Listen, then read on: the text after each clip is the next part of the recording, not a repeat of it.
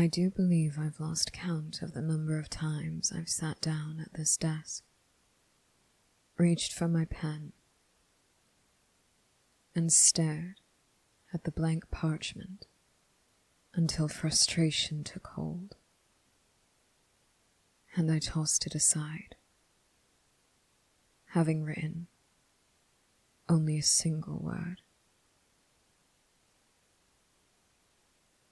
Try as I might, I can't seem to summon the words I wish to say to you. Not without a rather significant struggle, it seems. It's strange. Wouldn't you agree? That I should find it so difficult now, after all this time. One would think that the decades that have passed would have allowed for the wound to heal so much that it wouldn't reopen so easily. Yet every night, your voice cuts through the darkness, slicing through every shadow and lodging itself in my heart. I can scarcely recall a time when I didn't dream of you nightly. It seems as if those days ended the day before I met you. Perhaps I didn't notice how strange it was. Not in the beginning. We were only schoolmates, of course. But then, after a time of separation, each of us pursuing our own dreams, carving out our places in this world, I came to find you again. And ever since that night, you have not left my mind. And every time I sit at this desk and try to write the words that were on the tip of my tongue that night, I find myself wishing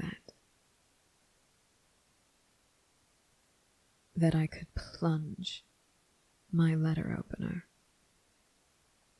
into my chest, lodge it between the ribs, dig straight into my heart.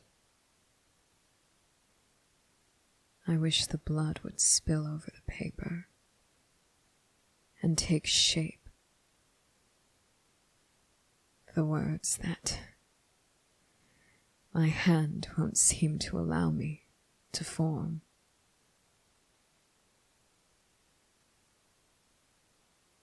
I wish so desperately I could cut into myself and let this feeling bleed out of me onto the parchment. It isn't a terrible feeling. Not on its own. But having been separated from you, I find myself quite unable to find any peace in each day that passes. I find that as long as I do not know what has happened to you, I can never know a moment's rest. I wish so desperately for this feeling to stop. I wish so desperately to be able to find you once more.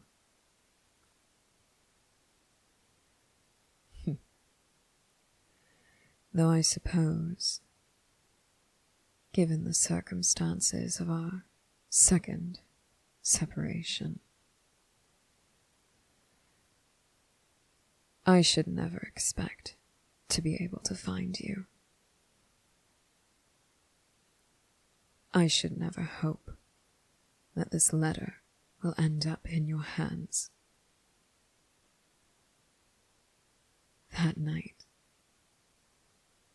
you were filled with joy, with a passion that I have not seen in anyone else. A passion I recognized as soon as I saw it. When we would sneak out of class early, hide in the shade of the trees, and you would speak of your dreams, to sing on that stage. That fire was in your eyes that night.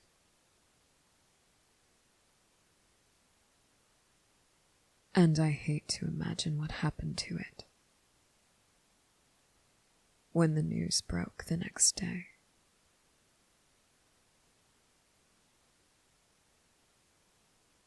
I'll never know, I suppose, why it happened, or what truly happened. Some suspected that it was you.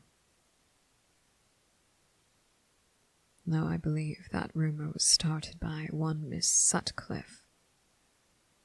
She was rather pleased after your disappearance. Others speculate that after him, perhaps it happened again. To you this time. And stranger still, amongst the dancers and stagehands, there were rumors that old ghost story, the myth, the legend, the Phantom of the Opera had pulled the strings and made it happen. And some believed he had set his sights on you.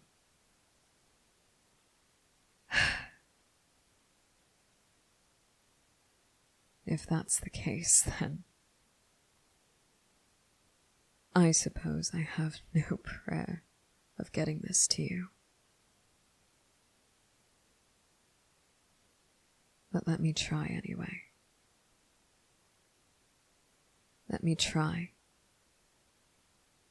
to put down, with parchment and ink, what you made me feel that night, with your voice alone.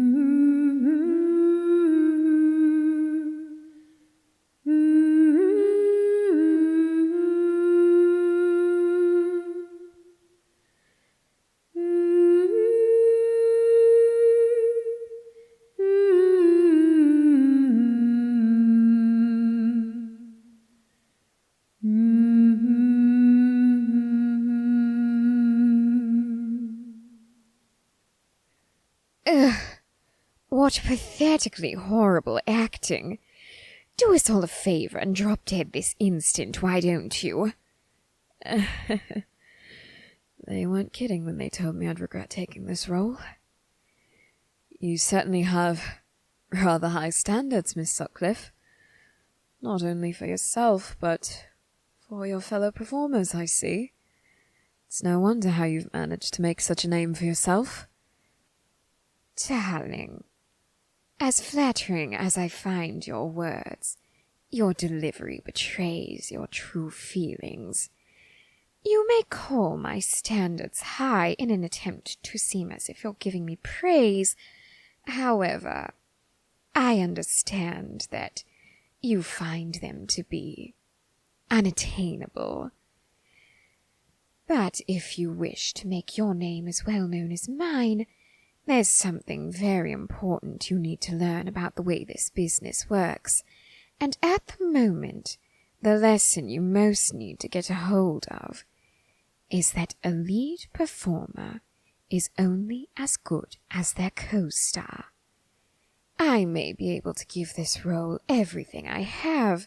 However, if you continue to give me nothing to work with, well, there's only so much of this burden that I can shoulder on my own. You're going to drag us all into the muck if you keep this up. Honestly, if it were anyone else, I might be a bit more merciful in my review, but you spend all of your time wasting your charm and your talent on those ditzy ballerinas who prance across the stage. I dare say I would be better off playing both parts myself. I can certainly imagine that you have the talent for it. But, Miss Sutcliffe, we were assigned to this role, to this scene, specifically because, well, the director says that we work well together. And I can see that although you disagree, I'm finding it a rather enjoyable experience to be working with you, even though I would prefer to have... never mind. Prefer to have what, darling? Go on, spit it out. I'd prefer to have the full duration of rehearsal time during which to work with you. But I suppose beggars can't be choosers, can they? Are you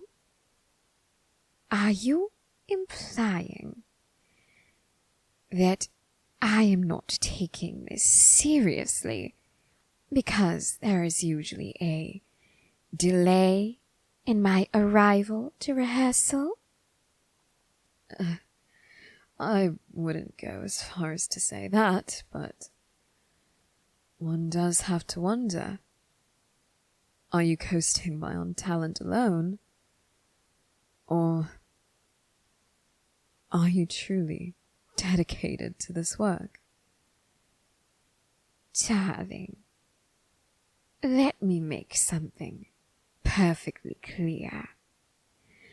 When your name is on more posters than you can count on your hands and feet combined, when your name is the one that everyone looks for on the playbill, when your name is the one that draws in the crowds, and your voice is the one that gains standing ovations, then you can criticize my work ethic. But until then, you would be wise to back off. Of course, Miss Sutcliffe. I suppose I shouldn't be questioning it anyhow. After all, you've memorized every single one of your lines so far. You hit your notes perfectly in each number, and even the choreography. I overheard someone saying that you weren't performing it exactly as was instructed, but they were rather impressed by your improvisation. Precisely, darling. I know what I'm doing better than anyone in this place. So stop wasting my time by criticizing my methods. What we need to focus on is your technique. Because if I have to carry all of your dead weight during this performance... No. That won't be necessary. I'll get a handle on it. And besides, looks like I ought to have some help coming in soon. Oh? Are you really so behind in learning all of this that you need a tutor? Ugh. You are positively hopeless, do you know that, darling? Well, as a matter of fact, it's not exactly a tutor. See, has Joker spoken with you about this? About what, darling? What's with that look on your face? Well, apparently, during auditions, although you were a clear choice for this role, there was someone else who stood out rather notably. And Joker said that I might benefit from some additional rehearsals. However, he didn't wish to impede upon your time. So he brought in an understudy, so to speak. An understudy? Yes. An understudy for you. An understudy for my role. I see. Well, if it allows me to not be dragged down by your dreadful performance, I suppose it will be a net positive. However, let me make something perfectly clear to you. I don't care how much talent he thinks this newcomer has. I am the main star of this opera house, and that isn't going to change, ever. Do you understand me? Of course, Miss Sutcliffe. Of course. Good. Then I don't want you to think that this amateur can tell you what is and isn't correct. You will practice with them. You will perform additional rehearsals with them. But you will perform to my standards alone. Do you understand that? Of course I do.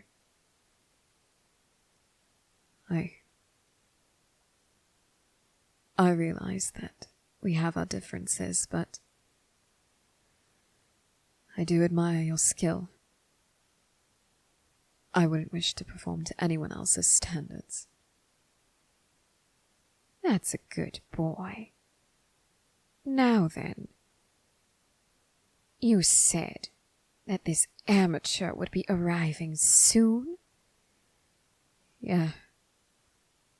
As a matter of fact, I was supposed to meet with them a few minutes ago, but it seems that our rehearsal for this scene ran somewhat late. I see. Well then, why don't we go and meet with them together? Certainly. I'm certain that they'll wish to meet you as well. And if they're to be a sort of understudy for your role, even if they're only meant to assist me with additional practice, it would be good for them to learn from you, the very best in this city.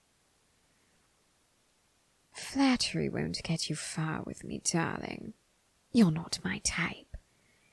However, you do have a point, I suppose.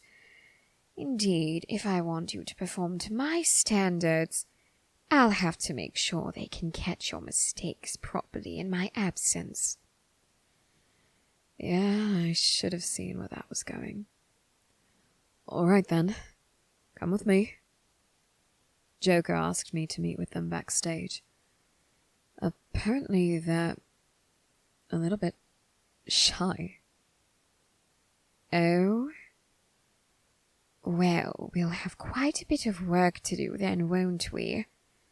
Thought you said no one would be replacing you.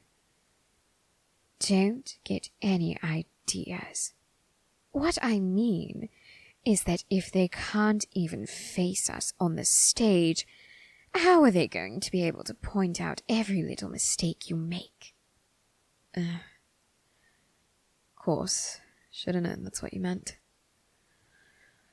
All right. Just don't bite their head off. All right? At least try not to. Darling.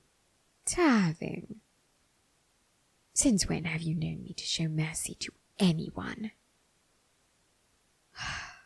Right. Let's get this over with then. Ah, there you are. I was just about to come looking for you. Seem to be running a little late.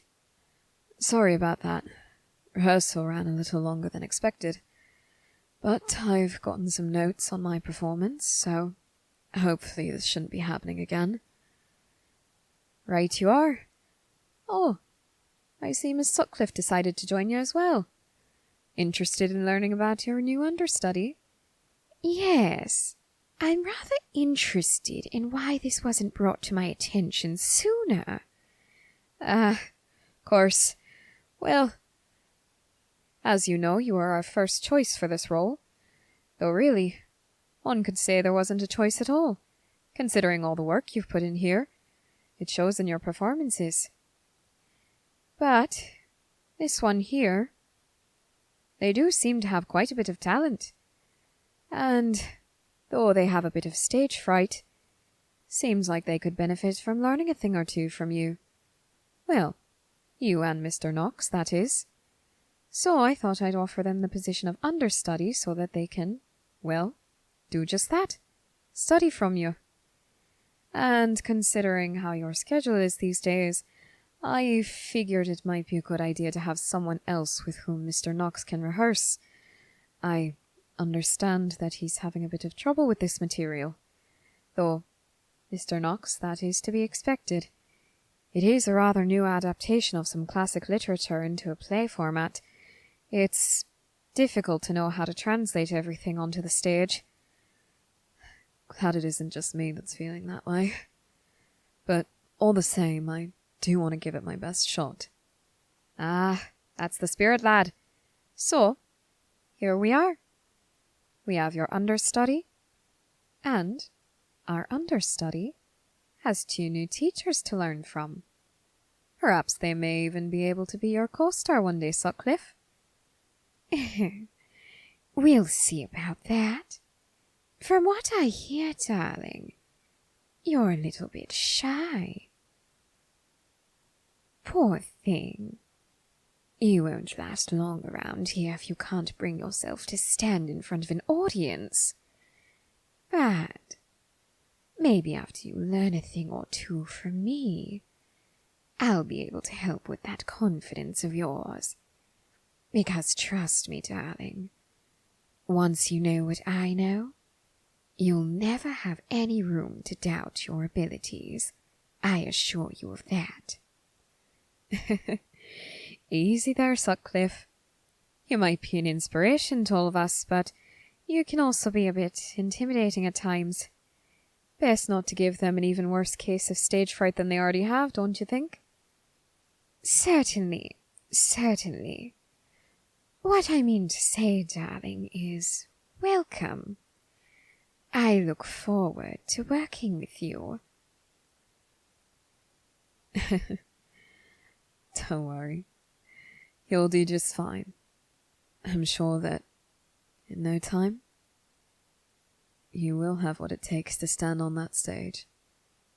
Maybe even be at the center of it. But first things first. Let's get you familiar with the script, shall we? All right then, it's settled. You three return to rehearsals and I'll be around if you need anything. Oh, and one more thing. Be easy with them, would you? I would hate for any of our patrons to learn that the newcomer is being mistreated. Am I understood, Sutcliffe? Certainly, sir. I understand completely. Come along then, darling. Let's get to work.